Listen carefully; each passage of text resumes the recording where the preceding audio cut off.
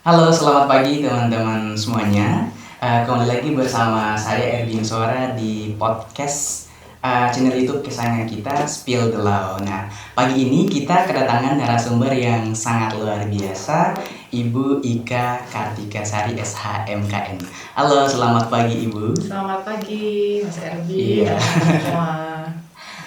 Gimana kabarnya pagi ini Bu? Alhamdulillah luar biasa, sehat, semangat terus. Alhamdulillah, harus tetap semangat sih Iya, ya. Apalagi betul. cuaca hari ini tuh cerah banget, Iya. harus ngaruh sama semangat kita yang Iya.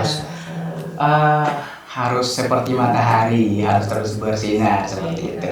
Oke, jadi hari ini itu Bu kita bakalan berbincang santuy ya dengan tema yang luar biasa juga tentunya, tema yang sangat menarik berkaitan dengan notaris dan kaitannya dengan PPAT seperti itu. Nah, jadi sekedar informasi teman-teman semuanya, jadi narasumber kita pada hari ini itu merupakan dosen Fakultas Hukum Universitas Cokro Aminoto Yogyakarta, sekaligus beliau sebagai notaris yang ilmunya itu udah banyak banget di bidang kenotarisan.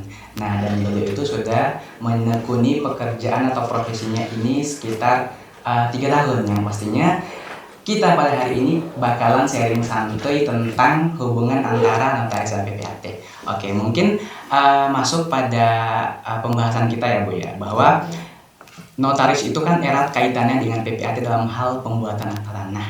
Nah, hubungan dari notaris dan PPAT itu sebenarnya seperti apa sih Bu? Iya, baik Mas. Sebenarnya saya koreksi sedikit ya, untuk notaris dan PPAT itu sebenarnya memang dua jabatan yang berbeda, hanya saja Iya. bisa untuk digabung. Nah, saya itu kebetulan memang belum notaris tapi memang baru PPAT gitu. Oh, Jadi memang untuk seperti notaris itu. saya memang belum dapat gitu, baru PPAT. Nah, oke. Kalau kaitannya dengan bagaimana notaris dan PPAT itu berperan dan saling melengkapi itu khususnya kalau untuk notaris itu sebenarnya adalah pejabat umum ya Mas, yang kewenangannya itu kita membuat akte-akte otentik ya kaitannya dengan perbuatan hukum para pihak, dan tidak hanya berkaitan tentang tanah saja. Mungkin bisa Mas Erwin mau nyewa, kemudian karena butuh bukti yang lebih kuat maka ke notaris, kemudian mungkin Mas Erwin atau teman-teman mau membuat perusahaan, membuat akta CV, PT dan sebagainya, itu untuk notaris. Jadi untuk akta otentik dengan perbuatan hukum yang memang lebih luas. Sementara kalau untuk PPAT atau kepanjangannya adalah pejabat pembuat akta tanah, ini adalah pejabat umum yang kewenangannya itu lebih khusus. Jadi dia hanya berwenang untuk membuat akta-akta otentik di bidang pertanahan saja, seperti itu.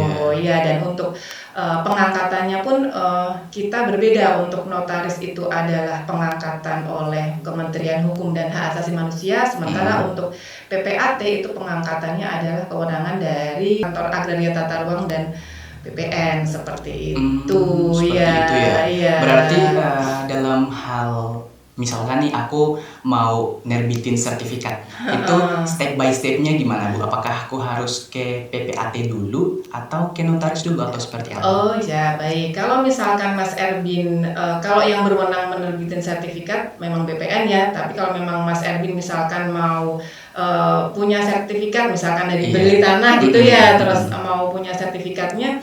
Nah, kalau memang jual belinya itu sudah lunas, kemudian itu langsung dibalik nama, istilahnya langsung pendaftaran peralihan haknya, Mas Erwin bisa langsung ke PPAT untuk membuat akte jual belinya. Itu akte berkaitan dengan tanah yang dibuat oleh PPAT. Sementara kalau jual belinya itu mungkin belum lunas, misalkan ya dengan step by step pembayaran, untuk pembuktian pembayaran ya, perikatan jual belinya itu bisa ke notaris terlebih dahulu Mas Erwin. Jadi misalkan pembayaran tahap 1, tahap 2 sampai akhirnya pelunasan itu bisa melalui akte notaris dulu gitu. Setelah terhadap objek jual beli tanah tersebut siap untuk dialihkan haknya, didaftarkan peralihan haknya, baru Mas Erwin menghadap ke PPAT-nya untuk membuat akta tanah ya, yang digunakan sebagai alat bukti peralihan hak yang nanti didaftarkan ke BPN, dan BPN yang akan menerbitkan sertifikat. Ya, kurang lebih seperti itu Mas. Berarti PPAT itu bisa kita katakan sebagai apa ya? tali penyambung antara klien dengan BPN Iya, supaya sertifikat dari betul. tanah itu bisa diterbitkan. Iya, jadi mitra memang kalau PPAT itu mitra dari BPN gitu. Seperti itu. Betul, ya. Oke, selanjutnya nih Bu. Oke. Aku kan suka riset juga, lebih ke apa ya? Aku suka baca berita juga bahwa banyak kasus-kasus sengketa tanah itu yang melibatkan notaris ini sebagai pihak yang apa ya, yang terlibat dalam sengketa. Nah, itu kalau dalam sudut pandang Ibu itu seperti apa? Ketika misalnya ada tanah yang bersengketa, kemudian notaris itu atau PPAT ini dikaitkan sebagai pihak yang terlibat dalam sengketanya. Iya, baik.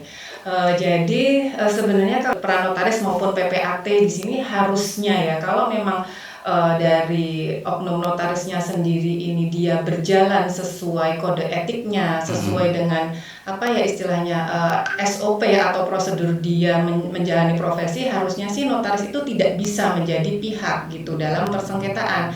Karena untuk apa ya namanya perbuatan hukum itu kan dilakukan para pihak ya, dan notaris PPAT ini dia hanya menuangkan apa yang para pihak mau ke dalam sebuah akta otentik sebagai bukti ya. Jadi kalau notaris itu dia dalam menjalankan profesinya tidak berperan sebagai pihak, artinya dia tidak terus menjurus ke pihak satu, pihak kedua, kemudian dalam menjalankan itu sesuai prosedur, misalkan harus menghadap ke notaris untuk memastikan tentang para pihaknya itu identitasnya betul atau tidak, harusnya sih notaris itu ataupun PPAT tidak bisa gitu. Oke, tadi kan di awal Ibu sempat singgung juga ternyata PPAT sama notaris itu dua profesi yang berbeda. Nah, itu juga jadi pemahaman baru sih bagi saya. Nah, apalagi teman-teman di rumah juga mungkin masih menyamakan antara notaris dan PPAT. Nah, sebenarnya perbedaan dari kedua profesi ini seperti apa sih dalam hal kewenangan? Oh iya, baik. Oke, untuk PPAT itu dari kewenangannya, PPAT itu adalah pejabat pembuat akta tanah. PPAT adalah pejabat umum yang kewenangannya itu membuat akta otentik ya, khusus berkaitan dengan hak atas tanah. Seperti itu Mas, kewenangannya itu sebenarnya hanya membuat 8 akta berkaitan dengan tanah. Ada akta jual beli, diantaranya ya ada akta jual beli, kemudian ada akta hibah tanah, jual beli juga jual beli tanah, kemudian tukar menukar tanah, kemudian akta pemberian hak tanggungan kalau misalkan tanah mau dijaminkan itu, kemudian surat kuasa membebankan hak tanggungan, kemudian akta pemasukan hak atas tanah ke perusahaan inbreng itu, kemudian ada lagi akta pembagian hak bersama, dan satu lagi untuk pemberian hak guna bangunan di atas hak milik. Sebenarnya kewenangannya itu hanya 8 akte itu berkaitan dengan tanah itu untuk PPAT. Nah, makanya PPAT itu memang mitra dari BPN. Untuk pengangkatannya SK-nya juga dari Kementerian Agraria Tata Ruang seperti itu. Dan untuk PPAT itu sebenarnya kan untuk jabatan tidak boleh dirangkap dengan jabatan apapun kecuali dengan notaris seperti itu. Seperti itu ya.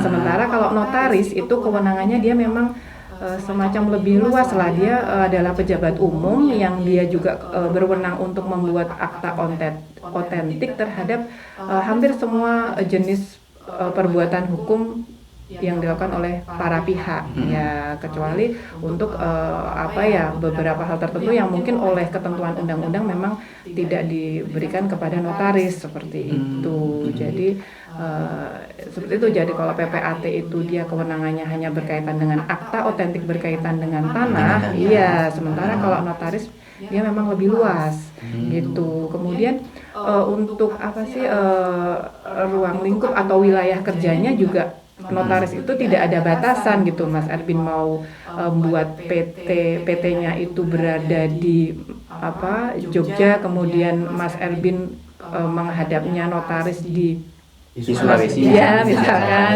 ya itu masih diperkenankan kalau notaris. Tapi kalau PPAT tidak.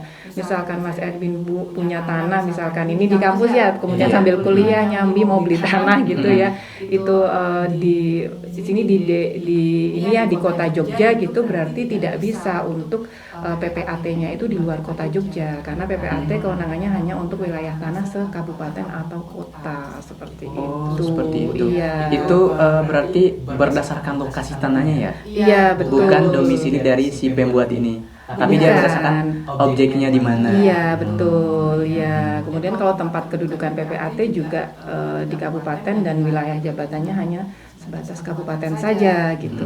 Kalau notaris memang lebih luas. Dia kedudukannya di kabupaten kota, wilayah kerjanya bisa seprovinsi. Hanya saja untuk objeknya tidak ada pembatasan seperti PPAT seperti itu. Wah, jadi Iya. ilmu baru lagi buat aku juga, buat teman-teman di rumah juga. Ternyata yang berhak untuk menerbitkan dalam hal ini adalah BPN itu sendiri dengan perantara dari PPAT. Iya, untuk aktanya. Iya, Iya. untuk aktanya. Nah, selanjutnya Bu, dalam profesi itu kan kita tentunya apapun itu, apalagi berkaitan dengan apa ya, kayak yang berkaitan dengan hukum itu harus kita juga sebagai seseorang yang menekuni di bidang profesi tertentu, kita juga harus bisa melihat resiko dari sebuah pekerjaan yang kita tekuni ini. Nah, sejauh ini sebenarnya yang paling menurut Ibu itu resiko untuk apa ya, meminimalisir resiko dari pekerjaan Ibu itu sendiri seperti apa, Bu? Iya, baik. Memang risiko yang ada kita sebagai khususnya kalau saya sebagai PPAT itu memang ketika ada para pihak mungkin yang beriktikat buruk ya, misalkan dia memalsukan data atau sebagainya dan kemudian dia ternyata berniat menipu atau sebagainya sehingga terjadi kasus, mungkin risiko kita akhirnya menjadi ke bawah-bawah ya.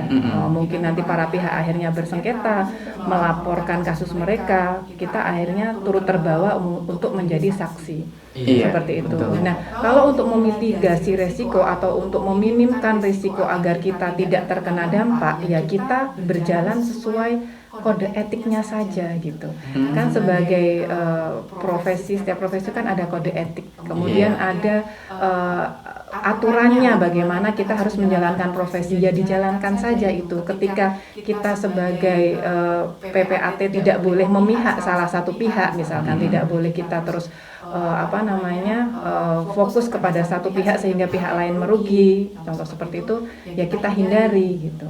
Jadi kita berjalan itu ya sesuai SOP bagaimana sebagai aturan sebagai pejabat yang bersangkutan. Misalkan harus para penghadap ketika membuat akta harus menghadap ke kita menyaksikan tanda tangannya, betul-betul menyaksikan ya dilakukan seperti itu. Untuk mengecek dokumen kita harus benar-benar mencek apakah itu betul ataukah tidak, ya kita lakukan seperti itu. Dan jangan sampai kita turut menjadi pihak lah istilahnya, seperti itu, ikut-ikutan. Misalkan satunya pengen nipu, kita ayo kita biar lebih untung misalkan, seperti itu ya. Jangan sampai kalau sudah menjurus seperti itu kita kemudian ada interest, kita ada keinginan untuk mungkin mencari keuntungan yang lebih sehingga kita menjadi pihak ya sudah, kalau sudah seperti itu ya tunggu saja lah. Iya kan, ya risikonya seperti itu.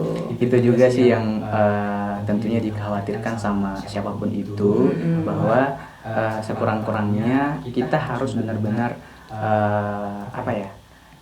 kita harus benar-benar memastikan bahwa akta tanah yang dibuat ini tuh benar-benar dari si pemilik tanah tersebut. Jangan sampai bahwa tanah tersebut itu masih sengketa, kemudian kita sebagai orang yang berwenang untuk menerbitkan itu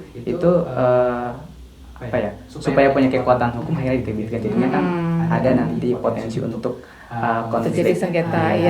Ya betul, kalau memang yang mungkin menyerahkan itu bukan pihak yang berwenang. Iya betul ya, memang harus bisa memastikan itu sih Mas, meskipun kalau secara ketentuan ya, secara aturan itu memang PPAT maupun notaris itu tidak ada kewajiban untuk kita memastikan kebenaran material. Artinya ketika para pihak itu sudah datang, kemudian dia membawa dokumen KTP asli ya, kita lihat di itu KTP-nya, oh ya fotonya sudah sama, kita tanyakan datanya memang sudah sama, ya sudah, kita sudah menganggap itu betul gitu. Terlepas kalau ternyata di belakang itu para pihak memalsukan, itu sudah bukan kewenangan kita atau bukan kewajiban kita untuk memastikan kebenaran materialnya seperti itu. Kita ya hanya secara by dokumen hanya istilahnya secara formal saja gitu memastikan. Berdasarkan data yang dibawa oleh klien, Betul. kemudian ya sesuai permintaan dari klien itu seperti Iya, apa. ya kalau terlepas ternyata nanti klien atau para pihak itu memalsukan, itu sebenarnya sudah di luar kewajiban kami untuk memastikan kebenaran material di belakangnya, seperti itu.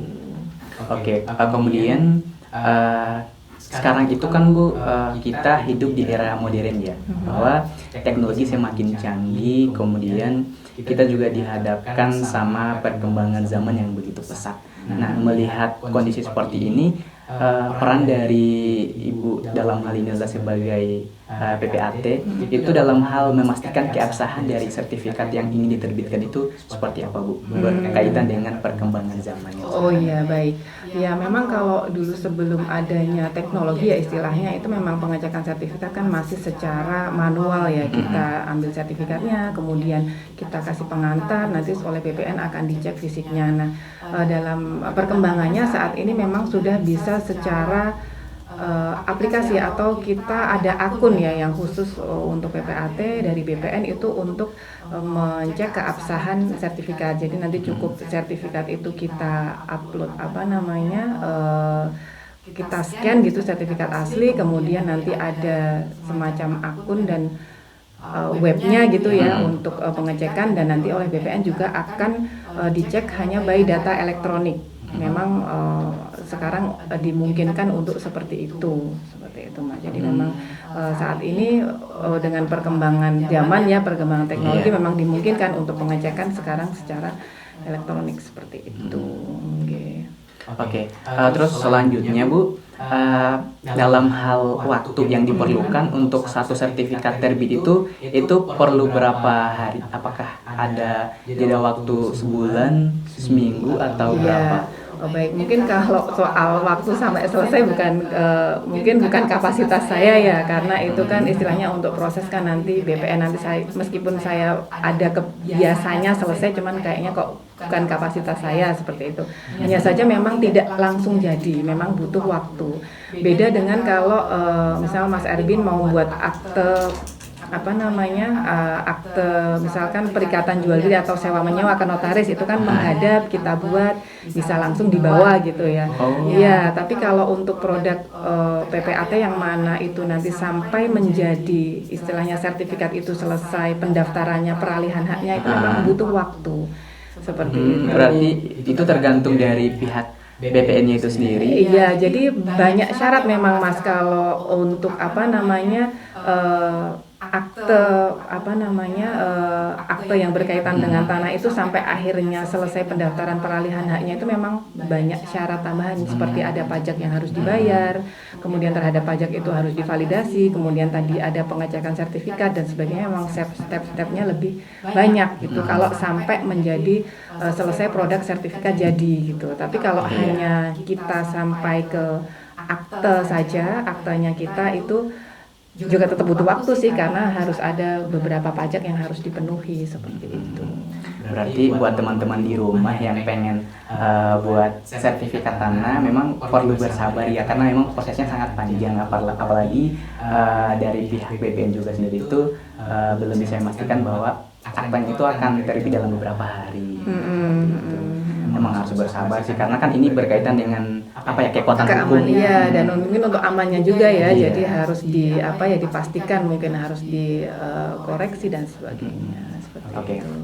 Mungkin selanjutnya Bu, saya juga setelah berbincang panjang tadi, saya juga punya ketertarikan sih setelah berbincang panjang tadi, ternyata emang mungkin seru juga ya kalau misal menekuni profesi yang sama seperti itu. Oke. Mungkin ini juga mewakili pertanyaan dari teman-teman di rumah juga. Kalau misalkan nih kita mau jadi notaris atau PPAT itu step by stepnya itu seperti apa?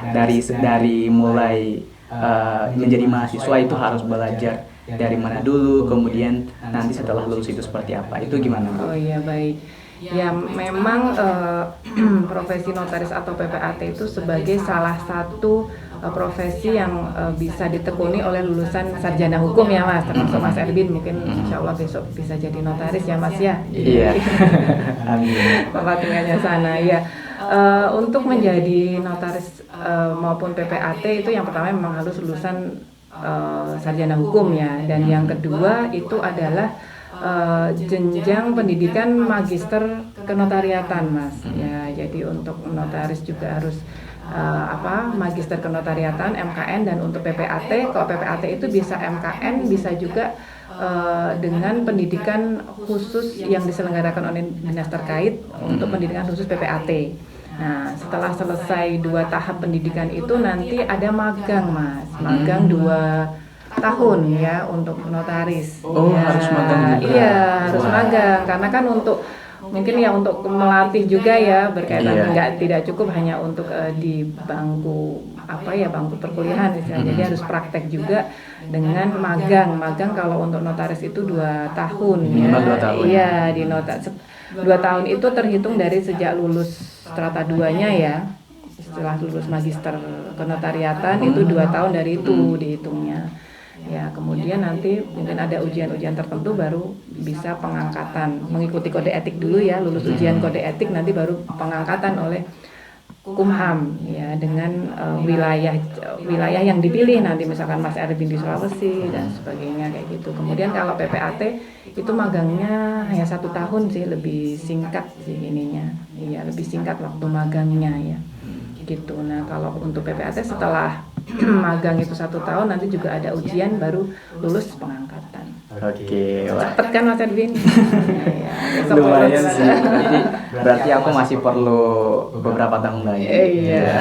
Semester berapa? Sekarang baru semester 2, semester 3. Ya, dan bisa lebih serius gitu. Oh, saya pengen belajar ini, kalau mau jadi ini saya fokus belajar ini gitu. Iya, betul. Jadi aku itu kan mungkin aku nggak tahu teman-teman di rumah itu pola pikirnya seperti apa, tapi kalau aku nggak taunya sih sekarang kayak lebih ke aku udah nentuin kayak mau jadi ini, terus aku harus bisa nentuin step by stepnya itu gimana supaya nanti ketika intinya lebih ke ini sih, lebih ke pemahaman aku tentang hukum dan pemahaman aku tentang profesi yang aku mau tekuni ke depannya itu bisa diperdalam dari sekarang. Iya, betul. Jadi fokus ya, nggak kemana-mana ya, bagus.